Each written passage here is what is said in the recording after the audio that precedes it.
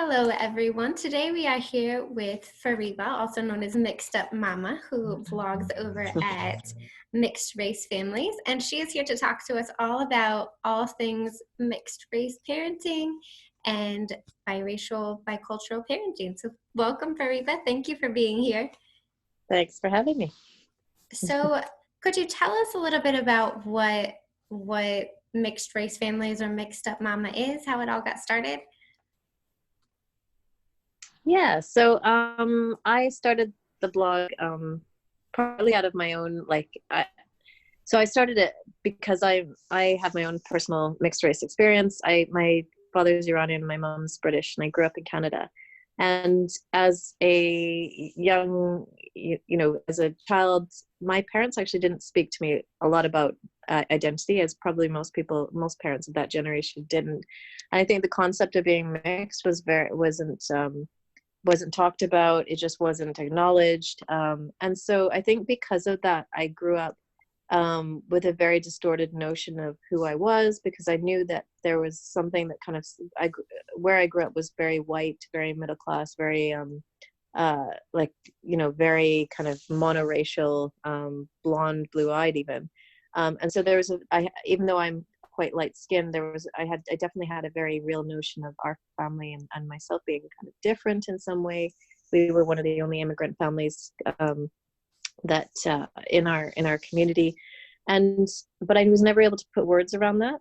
And then I guess when I went to university, as a lot of people do, I started to understand and to recognize and really become impassioned about my other side that I'd sort of denied or not really explored, which was my Iranian side, and definitely joined, the Iranian Association, and really wanted to explore that side of myself. And I knew that when I met my husband, who's Nigerian, and we subsequently had 3 daughters who are all kind of mixed Nigerian, Iranian, English, and British as well, that whole kind of concept of being mixed and having all these identities, it was so important to me for them to know who they are in every aspect of themselves. And I've just made it a real point to ensure that they're really comfortable with who they are, and that they understand every aspect of what makes them who they are in terms of their history and their grandparents, and the colors of their skin, and the different colors of their families. And I guess that's what sparked the blog, was that as I was talking to different families, particularly in my area where there are quite a few diverse families and multiracial families, I started to understand that it wasn't just us. We weren't the only ones sort of navigating this journey. And through conversations I was having, I was like, wow, that a lot of this was kind of resonating with other people. And I realized that I do have something to share with others. And I also was learning from others. And the idea of building a community and really exploring the narrative around raising multiracial children really appealed to me, because I'm so impassioned, as most parents are as a parent, but also this particular journey of raising mixed race kids, because I think it does require that kind of extra consciousness around race and around culture and communication and difference, that perhaps other families may not have to deal with if they're from sort of the same area or the same kind of culture or ethnicity. So that's really how it got started, and I'm about 4 years into it now. Wow, that's amazing. You've created quite a community in 3 years. That's wonderful. So Yeah. with all of those different cultural identities and backgrounds that are part of your children's identities, how do you balance that? How do you manage introducing them and teaching them about all of the aspects of their identity? Yeah, that's a really good question, because I think it's always, I think one of the ways in which I've realized is such an important way is through books that we read. I mean, books are such an amazing tool, because I think they're enjoyable for children, but they also kind of give them that outlet where they're not the ones. So if you want to talk about something that's a topic that's potentially slightly uncomfortable, or something that may have happened to them, for example, a child identifying or talking about my daughter as if she wasn't able to have me as a parent because her skin color was different. And so I got a couple of books about multiracial families, and one of them being, you know, brown's, you're brown, I'm white, black is, sorry, it's black, white, we're same but different. And these kind of books really kind of bring it home for children, where they're reading about someone else, another child, but are able to kind of explore the concepts without feeling like it's about them. And that really became a safe space for my children. And so I honestly literally went online and bought about 20 books off Amazon of all about featuring multiracial families, mixed race characters, books that weren't necessarily about being mixed race, but just you know, had black or brown skin characters, because I realized the representation is such a big deal. And I always try and look for, or at least harness um, the the ways in which we can bring this up or talk about it. And surprisingly, I think children are really conscious of, they're conscious of skin color as they would be of any other differentiating um, feature that people have. So in the same way they'll notice so and so has a beard and someone else doesn't, they notice, they've all, my children from a really young age, as young as 2, I've noticed, oh, mommy has vanilla skin, daddy has chocolate skin, and then they'll kind of funnily identify their own skin colors as like caramel or butterscotch and things like that, which is a fun way of identifying it. But it's also, it brought it home to me that they do notice this, and why do we as parents, or there kind of was this notion when I was growing up that we should be colorblind. And I think that's a misnomer, and it's actually damaging, because it means that we don't talk about it with children. We think that acknowledging that the people have different skin colors or different races means that it's a bad thing, but actually it's something to be celebrated, even because I think that the differences in the different cultures that everyone and ethnicities that people bring to the table means that they're more enriched. And so I do look for ways in which we can celebrate the ways in their identities and their different I guess the different parts that make up who they are. So that's some of the ways, I guess. What about when there are pieces of their identity that maybe the media or the world is portraying as controversial? Like, for example, you talked about that for a while you didn't really embrace your Iranian side, and then when you were in university you did. Now with your kids, and especially with everything going on in the news currently, how do you have those conversations with them so they can maintain their views of what a certain country and people group is, as opposed to what the media says? Yeah, that's so important. And I think that's another reason why I'm so impassioned to do this, because my parents didn't talk about it, and I was growing up at a time where you had the Iran-Iraq war. There, you know, it was kind of post the U.S. hostage crisis in Iran, so there was a lot of anti-Iranian feeling, and of course, and then sort of post 9/11, there was also a lot of anti-Middle Eastern, anti-Arab sentiment. And so all of that kind of influences how it, because you're hearing all of that, it influences how you as a person will identify and how you feel about your own culture.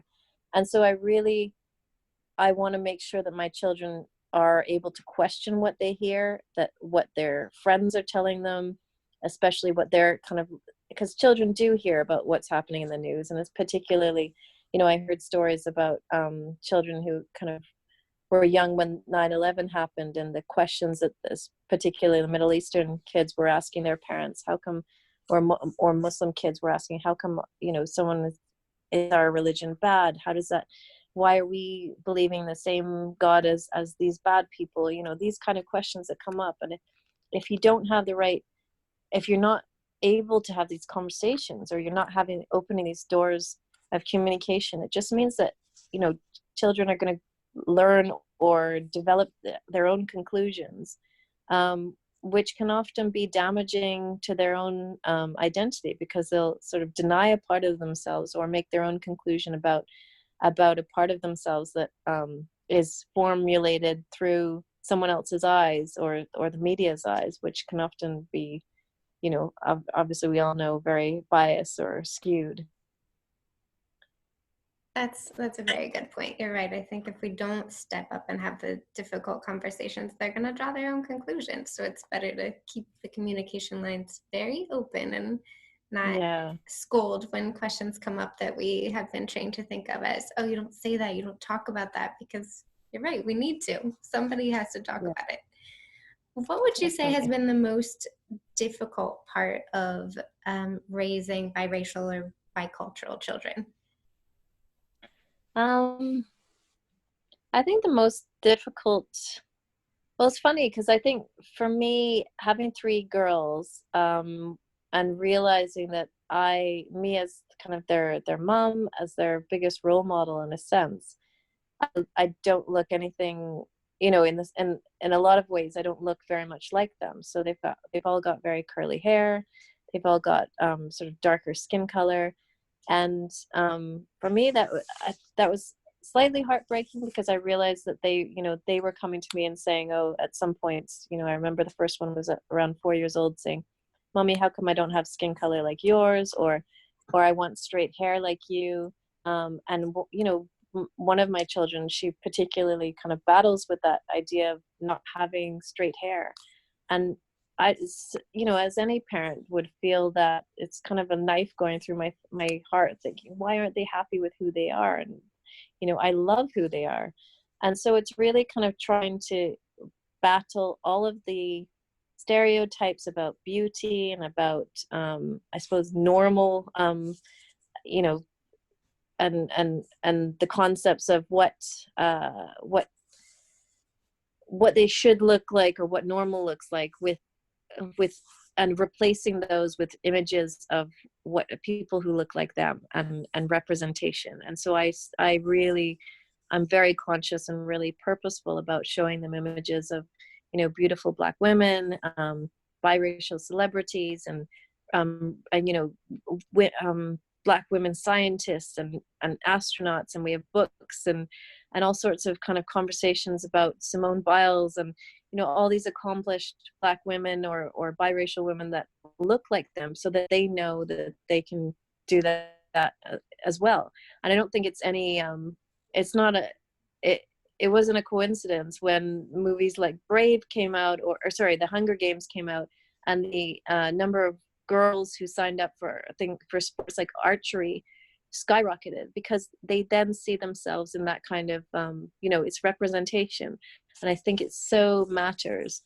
So I've really been trying to counteract any images and media that they see with images that are helpful to them to be able to aspire to something bigger than just wanting white skin and straight hair.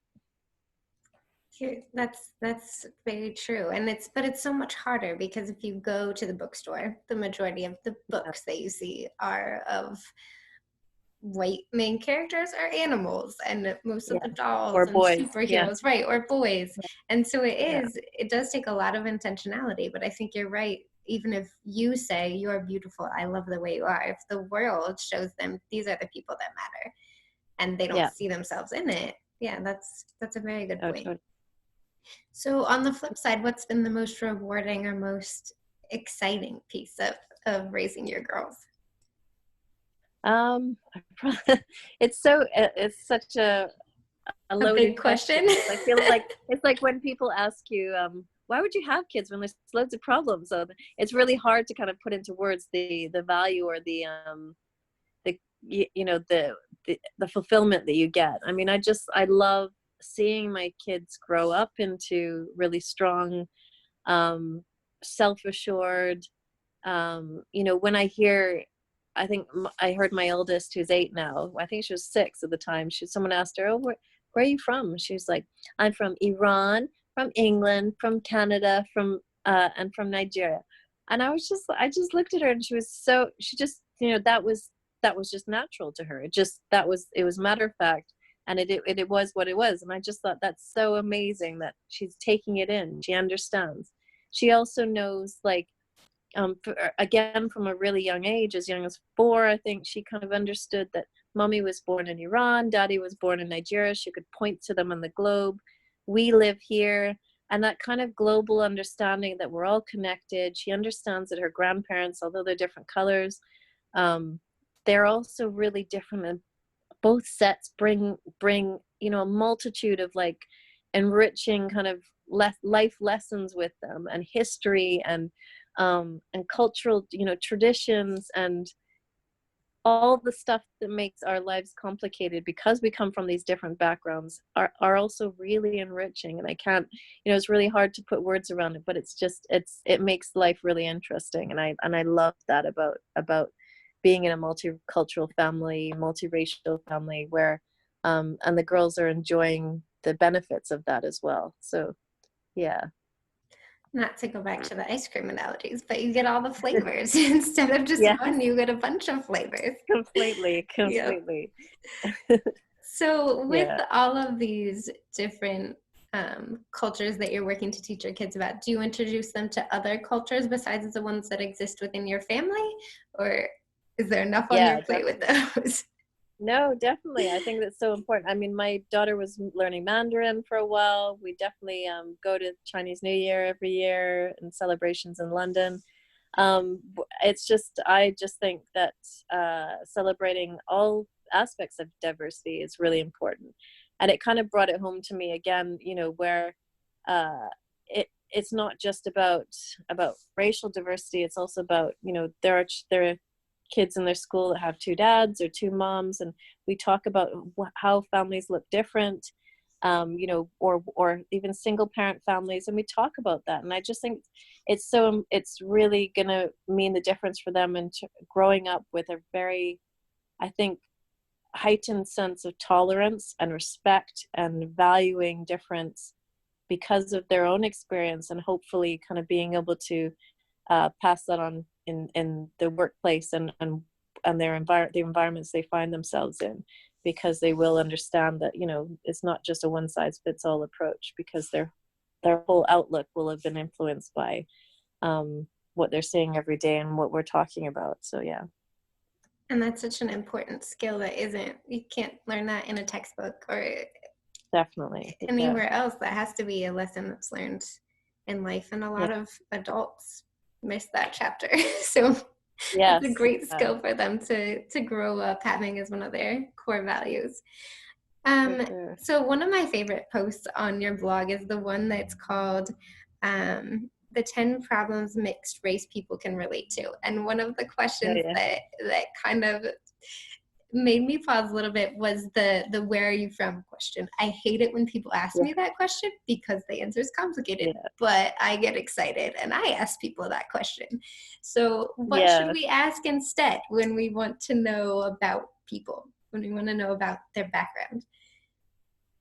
Yeah, I think it's a really tough one, because it is. I also often sort of the one asking the question as well, because it is, if you're curious to ask it, and also often people's stories are what binds people together, and they you want to get to know people. I think if you're asking in a way that isn't sort of the first question right off the bat, you just met someone, you say, where are you from? I think that's often can take people aback.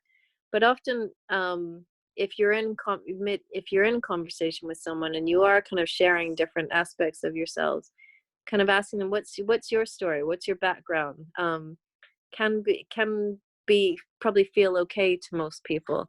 And I'm not saying that that's going to be the same for everyone, but certainly I think that would be a respectful way to kind of ask, instead of saying where are you from, because it implies that they're not from here, or because, as you know, the answer can be really complicated. It can often bring up feelings of exclusion as well, like for a lot of African Americans, or for example, or I know African Canadians, they were often made to feel like they can't be from here because of their skin color. Um, so so I guess just being really conscious of that when you're asking the question, what's your story, rather than where are you from, knowing that the implication can be felt negatively. All right, So what's yeah, your that would be story? my long-winded answer. Yeah. I'm going to remember that for the future. But I feel right. That does encompass more of what you want to know instead of like, because what you're from, as you described, could mean so many different things. Where were you born? Yes, Where was your exactly. family from? All of that. So Exactly. Yeah. to sort of wrap up, let's say there's a bicultural, biracial family listening to this, and they're just not sure where to start on this journey. What's one piece of advice that you would give them? It's a really good question. I think being open to having the discussions, um, not being afraid to have the tough discussions, because you'll be surprised at how early or how young your children are picking up the kind of subconscious, um, uh, the kind of, I guess, symbols of power and that are associated with race and gender and class and all of that. So ensuring that you're kind of not afraid to have those discussions, and also being proactive about buying the books and asking the questions if you sense that there's something uncomfortable where your child might have had a comment said to them, or there might be another child who kind of is showing signs that they don't want to play with them for a certain reason. Just being conscious enough that you're not in denial, or not being afraid, I suppose, to raise the issues as they come up. And that's kind of the biggest thing that I found with some parents, is that they kind of are still falling under that misnomer that we shouldn't bring it up, that we shouldn't acknowledge difference, but actually it's the differences that make us unique, and actually they can be celebrated in a way that's not negative, whilst they're acknowledged, and kids can grow up really with a really healthy sense of, I'm black, you're white, let's go play, that kind of simplistic attitude that's it is what it is, which is great. That's perfect. That's a wonderful piece of advice. And the best part about that is anyone can do that. We can all have conversations with our kids. That doesn't take Yes. special expertise or materials. It's Yes. just having a conversation. Thank you very, Definitely. very much for sharing your expertise with us. Where can people find you if they want to know more about you or connect with you? Yeah, so I'm on it's mixedracefamily.com, and the blog's called Mixed Up Mama. I'm also on Facebook. It's facebook.com/mixedracefamily. I'm also on Instagram as everyone that's Mixed Up Mama, and not so much on Twitter, but you can find me on Pinterest as well. And that's I think it's Mixed Up Mama as well. So yeah, all those different places. But I would say the Facebook is great, because there's a community of parents that are all really engaged in sharing ideas and asking questions, and it's a really safe space to do that. So I'd recommend the first point, place of interest, to go on Facebook and look up mixed race family. Perfect. And I'll link to your blog and the Facebook group in the comments so people can find that easily. Thank you very much again for being with us and taking your time to talk with us today. And I hope you have a wonderful rest of your evening. Thanks. You too, Vanessa.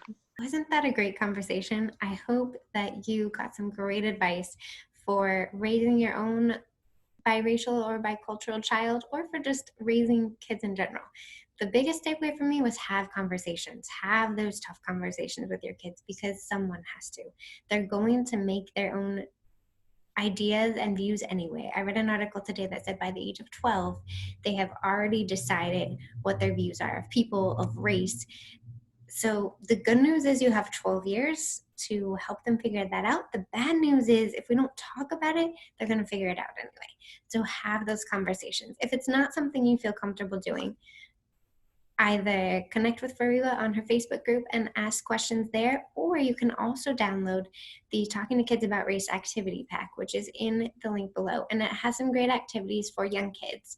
I would say toddler through first grade, to start having these conversations about race, book recommendations, activities, conversation starters. So don't just take this information and sit on it. Go out and talk with your kids. Have a great day. Bye.